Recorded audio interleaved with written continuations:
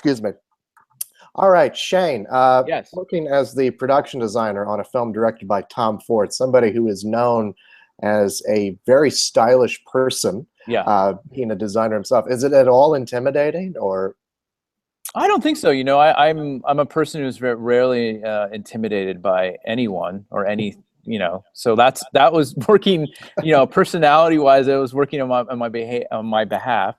But of course, I actually thought it was a positive to be working with a designer because I felt like it was it would be a lot easier to create a language together because I think that uh, often we have in those circumstances we have similar sensibilities, especially with in terms of our appreciation for other films, fine artists, or cultural moments. So I think that just was made it very easy to work with him and a fellow designer.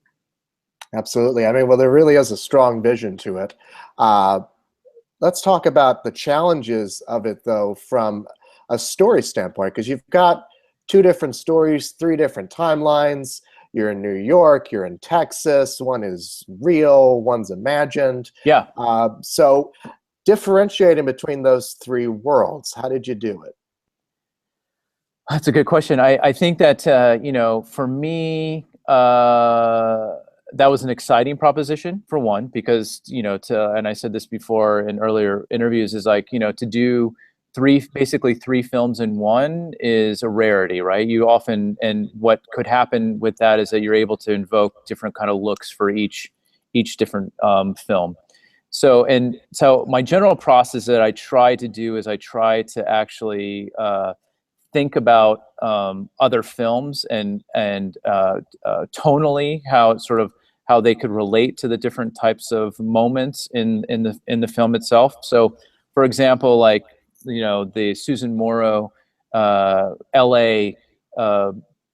Elevated world, I was thinking about Antonioni's The Red Desert and Monica Vitti in that. So that was a tonal invocation of there. And then from there, I started to think about like space and texture and color. And the good thing about that is that he, as in Tom, knew that reference. So it was a great starting point. And then for the West Texas world, and especially because it lives in her imagination, right? It's her imaginary of what the West Texas is, because that is the Nocturnal Animals storyline. Um, I was thinking about two films, or actually one film in particular, Paris, Texas, Wim Wenders' Paris, Texas, in terms of how it handled the environment itself and how it was shot. And then I liked also how Robbie Mueller actually shot that film in terms of the distinctions between the day world and the night world of Paris, Texas.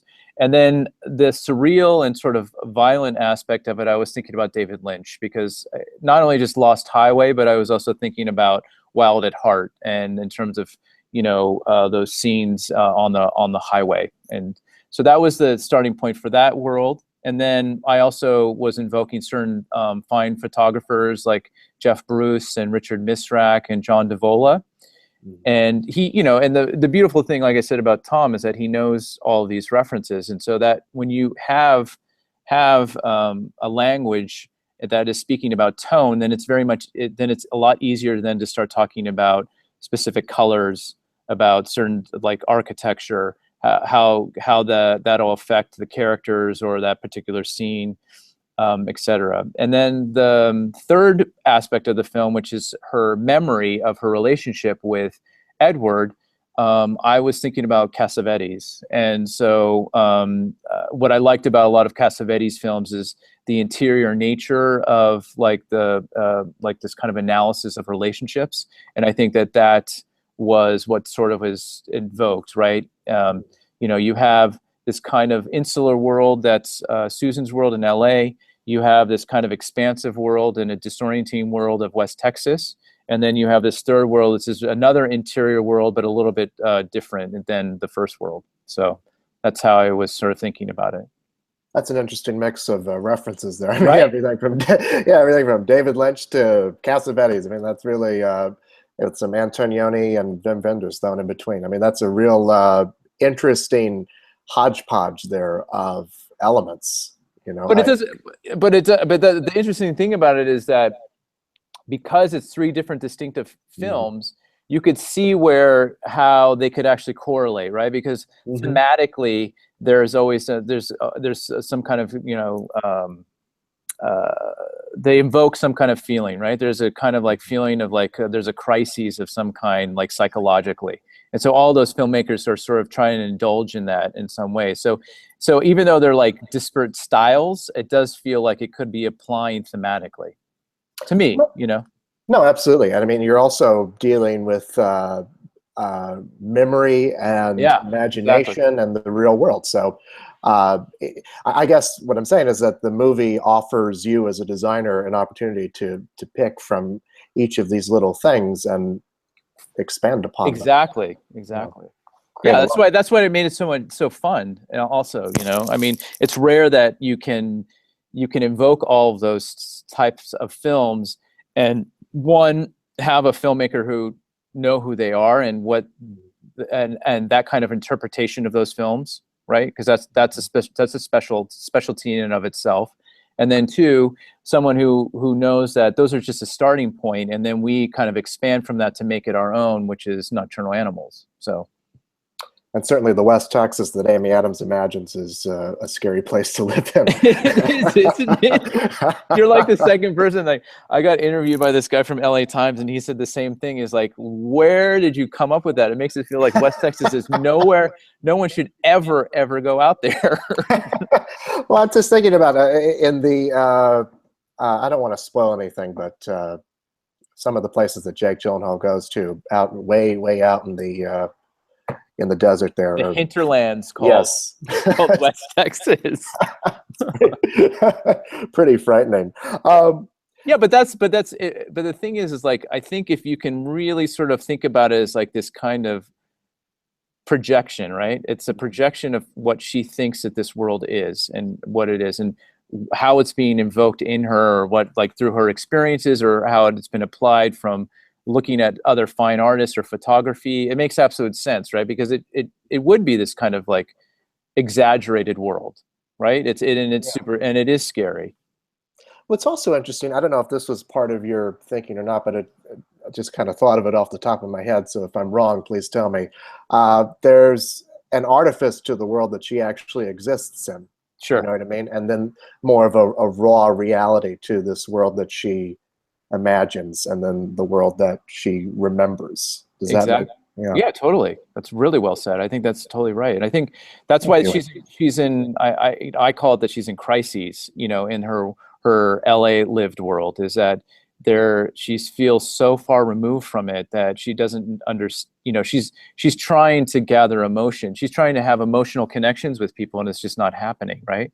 You can see that with the work and the people that are at her gallery show. There's lack of connection. You see it with the lack of connection she's having with her husband. You could see it when she's trying to have it with her daughter over the phone. You know, it's the story of Nocturnal Animals is invoking these emotions, and she's trying to then translate that emotion to these relationships with people in her life, and it's just not happening, right? So it's like it's a weird space to be in. And in terms of color, I mean, it's very evocative and bold too. I mean, the opening of the film is big and bold and red, and then for the rest of her world, the only two colors I can think of are black and white. You know, well, she has the red. She has the red in her office, right? But I think that it's that is what's working, and then then the red is duplicated in the Nocturnal Animals world with the red sofa where they find the Jake's wife and I'm sorry, Jake, it's Tony's wife and daughter, and also the red light that's coming from a lot of the exterior lights as motivation. And there's a lot of bleed over, so that color then becomes a theme that goes through the other storylines as well, like in how it's invoked from her memory as well. Well, just like the red dust of those hills as well, I think is or some kind of color that's not black or white. Yeah. You know, it's a much more vibrant kind of palette that you're working with. Oh yeah, I mean, but I think that the interesting thing for me though about about West Texas is that it's also very monochromatic. I mean, you have, Mhm. especially in the daylight, right? Because you have these browns and yellows and maybe some little hints of like off greens, but the real punctuation of color can then be inserted into the frame by costume and then by other objects, so that you really notice them. It becomes a focal point, like how Antonioni does it in the Red Desert, right? You Mhm. really notice those characters because the field often is very gray and bleak, right? I mean, in terms of the environment in which she's walking it. And so it's kind of like, it's interesting to kind of work in that same, I think they're very similar, actually, those two worlds, even though Mhm. you could think that they're not, because how wide the frame is. Right, absolutely. In conversations with the other department heads to Yeah. create this unity, can you talk a little bit about that? Well, I mean, it all we all work through Tom, which is, I think the general process in terms of working with a director and a filmmaker. My primary relationship is with the director of photography, right, and Seamus. And so, we initially, before even Ariane was on, we were talking about light and practicals in terms of what color evocation that we wanted to have in certain environments, and also space, because it's a relationship between space and light, which will create emotion and feeling, and sometimes, or tone. And then when Ariane's on, then we talk about, like, I basically share with her what the environments are going to be. And so then she knows how, if we want to, like I said earlier, like invoke a certain color that we were going through thematically, which is like, the green or a red, then we know that can be inserted into those particular scenes or sets. Mhm. But we're talking, we're also trying to talk, through concepts as much as we can, but it varies. Your level of conversation varies based on, like, the length of prep that you have, and how much time that we have together, like sitting down together. Sometimes it doesn't happen as much as we want it to be, Mhm. especially with like talented people like Ariane and Seamus. I mean, they're just fantastic. Absolutely, yeah. I mean, you really see that collaboration at work. All the elements come together really well. The other thing about it, too, from your end, is creating worlds that it looks like these people actually live in. Right. So even though it is very stylish, it has to look like people live here. So, I mean, how does that affect your work? Well, I imagine you're talking about Susan Morrow's world right now, or are you talking Right, just yeah. all? Yeah, I think that. Well, one, it's very easy to do that because Tom lives in that world. So, he he he knows exactly what he wants it to particularly look like, and so it's easy to work in that kind of minimalist aesthetic and actually try to be very specific about what objects are in that space, right? And I think it's deceptively simple, because I think it's easy to, like, say, like, oh, well, you only have um, a chase lounge there and two armchairs, but I could tell you that it was very specific about what those ones should be in that environment, and it's a conversation. And then, the other one you might be thinking about is the Holt residence. And I think that what was interesting about the Holt residence is that that's the interior designer, Michael Smith's house. And, we didn't change anything about it. I think that when we walked into that house, it really spoke to who the Holts were. And I think that we did, it was like, I think that the idea was to show two contrasting, um, very wealthy environments, in terms of how one could be like Susan, which is more sort of black and white, and then the Holtz, which is a little bit more eclectic and colorful, but still a little devoid of feeling in some way. And that party scene, to me, feels very forced. It does, yeah. Well, Shane, thank you so much. I know you've got to run. They didn't give us too much time, but it was really great Well, I hope that chatting was with good for you. you. And I mean, thank you Oh, for those yeah. questions. It was great. Oh, thank you so much. It was a real pleasure talking with you. Yeah, yeah, yeah. Take care. You too. Have a great Thanks. day. All You're right. welcome. Bye. That's it.